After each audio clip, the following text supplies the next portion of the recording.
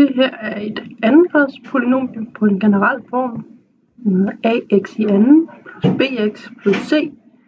Og grafen for sådan et andengrads polynomium, det er sådan en parabel ligesom denne her.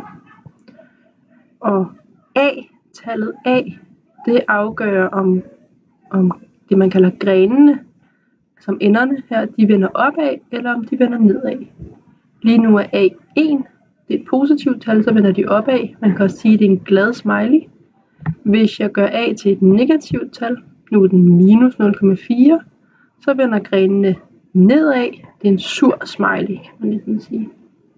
Så det betydning af a, det er altså om den er sur, det er når den er negativ, eller om den er glad, det er den når det er et plustal, når det er et positivt tal. Så når a er positiv, så er det en glad smiley, grenene vender opad. Når a er negativ, så er det en sur smiley, så vender grenene nedad.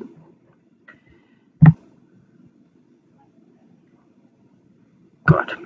B springer vi lige over og tager C først.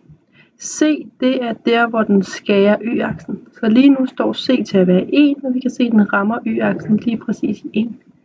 Hvis jeg sætter C op, nu er den C 2,7, så rammer den altså y-aksen præcis i 2,7. Hvis jeg sætter C til at være for eksempel minus 2, så rammer den altså grafen i minus 2. Og så har vi B. B, det er tangenten, hældningen, der hvor den rammer y-aksen. Så her der har vi altså en graf, der vokser lige her, og det kan man se på, at hældningen er 1. Hvis nu at jeg laver B større, eksempel til 3,5, så kan man se, at lige her der er hældningen 3,5. Det kan man måske ikke se, men den er i hvert fald voksende, og man kan se, at grafen går opad. Hvis jeg derimod sætter B til at være et eller andet negativt tal, det kunne være minus 2, så vil lige her, hvor den skærer y-aksen, så vil den altså være aftagende, og hældningen vil være minus 2 lige det her punkt.